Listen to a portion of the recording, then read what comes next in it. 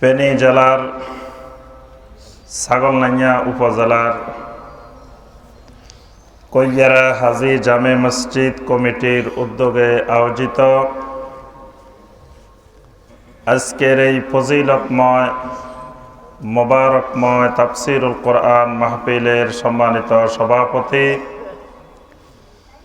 অত্র এলাকার বিভিন্ন মসজিদের সম্মানিত আইম্মায়ে মাসাজিদ, এই এলাকার আশেপাশের বিভিন্ন মাদ্রাসার সম্মানিত ওলামায়ে কেরাম, আমার অত্যন্ত সম্মানের মহব্বতের পাত্র এলাকার আমার সম্মানিত মুরব্বিয়ানে আজম, আমার অত্যন্ত আদরের স্নেহের মহব্বতের যুবক কিশোর শিশু ভাইয়েরা এবং পর্দার আড়ালের আমার সম্মানিতা মা এবং বোনেরা, আল্লাহ রাব্বুল আলামিনের দরবারে কোটি কোটি শুকরিয়া যে মহান রাব্বুল আলামিন আমাদেরকে সলাতুল আসরের পর থেকে শুরু করে এ পর্যন্ত অনেক বিজ্ঞ সম্মানিত ওলামায়ে কেরামদের নিকট থেকে কোরআনে কারীম এবং হাদিস নববী সাল্লাল্লাহু আলাইহি ওয়াসাল্লাম থেকে আল্লাহ রাব্বুল আলামিনের দ্বীন সম্পর্কে অনেক গুরুত্বপূর্ণ আলোচনা শোনার পরে আজকের তাফসীরুল কোরআন মাহফিলের শেষ পর্যায়ে এসে আমার অত্যন্ত সৌভাগ্য যে আমি আপনাদের সাথে মিলিত হতে পেরেছি, আপনাদের এতগুলো সালেহীন বান্দাদের চেহারা দেখার এবং আপনাদের সামনে কোরআন সুন্নাহ থেকে দুই একটি কথাবার্তা বলার এবং আপনাদেরকে নিজের ছেলের বয়ান শোনার আল্লাহ পাক এই তৌফিক দিয়েছেন। এজন্য শুকরিয়া তান সকলে বলি আলহামদুলিল্লাহ। মানুষ যখন নিজের সন্তান, নিজের ছেলে বড় কিছু হয় তখন মা বাবার কাছে অনেক গর্ববোধ হয়। ছাত্র যখন খুব ভালো কিছু হয় শিক্ষকের কাছে গর্ববোধ হয়। তখন শিক্ষক অনেক কিছু জানলেও শিক্ষক পাশে বসে থাকেন, ছাত্রকে বলার জন্য দেন। ছাত্র বলতে পারলে শিক্ষক খুশি হয়। শিক্ষকের যোগ্যতা হলো ছাত্র বলতে পারতেছে, এটা হলো শিক্ষকের যোগ্যতা। তার শক্তি, তার সামর্থ্য, তার মেধা এটা প্রমাণ করবে ছাত্রে। একটা গাছ তার প্রমাণ দেয় ফলের মাধ্যমে। কেউ বলে এটা আম গাছ, কেউ বলে এটা অন্য গাছ, বিভিন্ন গাছ আমরা বলতে পারি, কিন্তু যখন এটা ফল দিবে ওই ফলটা প্রকাশ করে দেয় যে এটা কি গাছ। গাছের সফলতা ওই ফলটা দেওয়ার মাধ্যমে। ঠিক একজন শিক্ষকের সফলতা তার ছাত্র যখন ভালো করে ছাত্রকে গড়ে তুলতে পারে। মা বাবার সফলতা, মা বাবার সন্তান যখন ভালো একটা মানুষ হয় তখন মা বাবার সফলতা। ঠিক এলাকাবাসীর সফলতা তাদের গ্রামে, তাদের এলাকায় একজন আদর্শ সুনাগরিক, একজন দাঈ ইলাল্লাহ, একজন মানুষকে দ্বীনের পথে দাওয়াত দানকারী তৈরি হয়। বুঝতে হবে ওই এলাকার মানুষ সফল। ওই এলাকার মানুষের সফলতার ফসল একজন দায়ী। আলহামদুলিল্লাহ, আপনাদের দোয়ায় পৃথিবীর বিভিন্ন স্থানে বিভিন্ন জায়গায় যখন যাই, সবাই জিজ্ঞাসা করে, শাইখ আপনার বাড়ি কোথায়, বাড়ি কোথায়? তো বাড়ি বলা হয় কোথায়? যে ফেনী জেলার ছাগলনাইয়া উপজেলা। তাহলে তখন তাদের মনে ভিতরে এই জিনিসটা আসে যে ছাগলনাইয়ার মানুষ কত ভালো, যে ছাগলনাইয়ার মানুষ কত সৌভাগ্য যে তারা এরকম একজন আলেম তৈরি করতে পেরেছে। তাহলে ছাগলনাইয়ার মানুষের যোগ্যতার প্রমাণ তার একজন এলাকাবাসী, তার একজন নাগরিক, একজন আদর্শ সুনাগরিক হতে পারছে।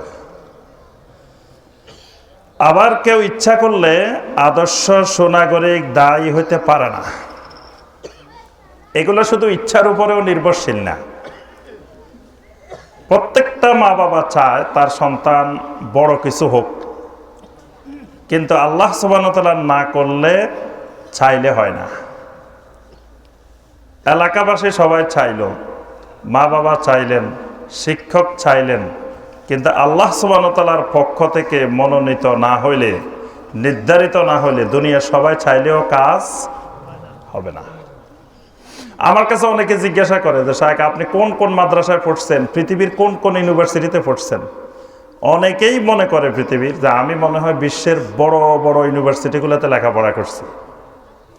আসলে তো আমি পৃথিবীর কোনো দেশেই পড়িনি। পড়ালেখা করছি কোথায়?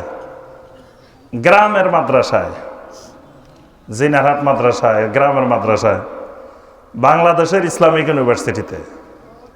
কিন্তু অধিকাংশ মানুষ, ভাইয়েরা বোনেরা মনে করে আমি পৃথিবীর অনেক বড় বড় ইউনিভার্সিটিতে লেখাপড়া করছি।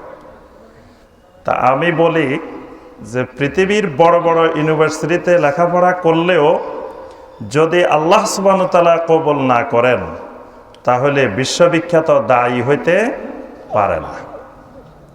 আবার একটা গ্রামে লেখাপড়া করে, বাংলাদেশের একটা সাধারণ প্রতিষ্ঠানে লেখাপড়া করেও আল্লাহ সুবহানাহু ওয়া তাআলা যদি কবুল করে, তাহলে তিনি বিশ্ববরেণ্য দায়ী হইতে পারে।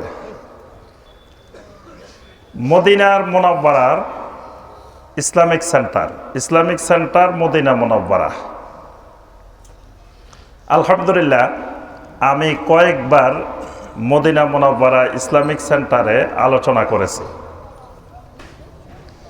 তো মদিনার ওলামায়ে কেরাম আমাকে বলছেন যে এই মদিনা ইউনিভার্সিটিতে পৃথিবীর বিভিন্ন দেশ থেকে স্টুডেন্ট এসে লেখাপড়া করে। অনেক বড় বড় স্টুডেন্ট, ভালো ভালো মেধাবী স্টুডেন্ট এই মদিনা ইউনিভার্সিটি থেকে লেখাপড়া করেছে, কিন্তু ইসলামিক সেন্টার মদিনা মুনাওয়ারায় আলোচনা করার সুযোগ তারা পায় নাই। ইসলামিক ইউনিভার্সিটির মানে মদিনা ইসলামিক সেন্টার যেটা, এটা এমন এক ইসলামিক সেন্টার, এখানে পৃথিবীর বিশ্ববিখ্যাত আলেম আসলেও যদি মদিনার আকীদা, মদিনার মানহাজের সাথে মিল না থাকে, তাকে আলোচনা করার সুযোগ দেওয়া হয় না।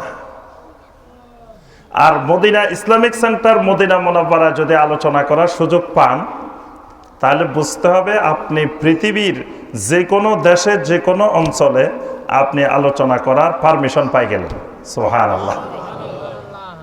এজন্য সৌদি আরবের যে কোনো এলাকায়, মানে আমি যেই দিন মদিনা ইসলামিক সেন্টার মদিনা মুনাওয়ারায় আলোচনা করেছি, ওই দিন আরব বিশ্বের ওয়েবসাইটগুলোতে আমার সম্পূর্ণ অ্যাড্রেস চলে গেছে।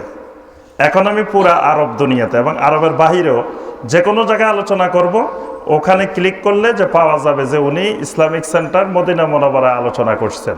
সুতরাং আর কোনো বাধা বিপত্তি নেই। সুবহানাল্লাহ। তা আমি যে কথাটা বলতেছিলাম যে আমি মদিনা ইউনিভার্সিটিতে পড়ি নাই, পড়ছি বাংলাদেশে, কিন্তু আলোচনা করেছি কোথায়? মদিনাতে, ইসলামিক সেন্টার মদিনা মুনাওয়ারায় গিয়ে।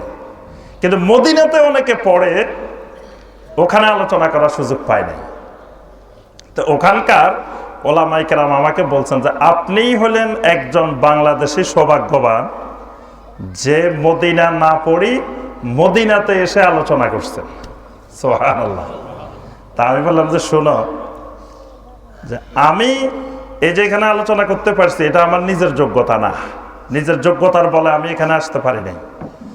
আমার আব্বা আম্মা, আমার এলাকার মুরব্বিয়ান, তাদের দোয়ার ফসলে, তাদের দোয়ার বরকতে আল্লাহ পাক আমাকে শুধু বাংলাদেশে সীমাবদ্ধ রাখে নাই, ইসলামিক সেন্টার মদিনা মুনাওয়ারা এনে দিছে এবং সারা দুনিয়াতে আমার দাওয়াতগুলোকে আল্লাহ পাক পৌঁছায় দিয়েছেন। সুবহানাল্লাহ। তাহলে এই কৃতিত্ব কিন্তু আমার না, আপনাদেরও এখানে বিরাট কৃতিত্ব আছে। কি আছে না? আপনারা দোয়া করছেন, আপনারা মনে প্রাণে চেয়েছেন বলেই আল্লাহ পাক এতটুকু এই পর্যায়ে নিয়ে আসছে। না শুধু আমার নিজের যোগ্যতা বলে আল্লাহ পাক এতটুকু আনেন নাই। তো একটা জিনিস আলহামদুলিল্লাহ আমার কাছে খুব ভালো লেগেছে যে আমার গ্রামবাসী আমাকে চিনতে পেরেছে। এটা হলো সবচেয়ে আনন্দের বিষয় আলহামদুলিল্লাহ। কারণ গ্রামবাসী অনেক সময় অধিকাংশ ক্ষেত্রে চিনে না, এটা স্বাভাবিক নিয়ম। আল্লাহ রসুল সাল্লাল্লাহু আলাইহি ওয়াসাল্লাম যখন নবুয়ত পাইলেন তখন খাদিজা রাদিয়াল্লাহু তাআলা আনহা তার চাচাতো ভাই ওয়ারাকা বিন নওফলের কাছে নিয়ে গেলেন। তো ওয়ারাকা বিন নওফল নবী সাল্লাল্লাহু আলাইহি ওয়াসাল্লামকে বললেন যে আপনার কাছে ওই ফেরেশতাটা এসেছে যেই ফেরেশতাটা মুসা আলাইহিস সালামের কাছে এসেছিল, যেই ফেরেশতাটা ঈসা আলাইহিস সালামের কাছে এসেছিল। অর্থাৎ আপনি আল্লাহর নবী, আল্লাহর রাসূল। তবে আমার আশঙ্কা হচ্ছে আপনার এই গ্রামবাসী, এই জনপদবাসী আপনাকে এই এলাকা থেকে বের করে দিবে।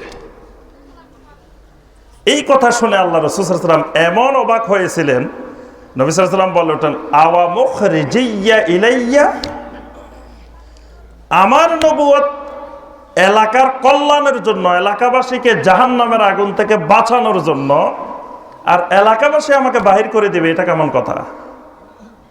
মানে নবী সাল্লাল্লাহু আলাইহি ওয়াসাল্লামের কাছে এটা মহা আশ্চর্যজনক জিনিস মনে হয়েছে যে আমি কাজ করব আমার এলাকার মানুষকে কিভাবে জাহান্নামের আগুন থেকে বাঁচিয়ে জান্নাতমুখী করা যায়, আর আমার এলাকাবাসী আমাকে বের করে দিবে, এটা কেমন কথা?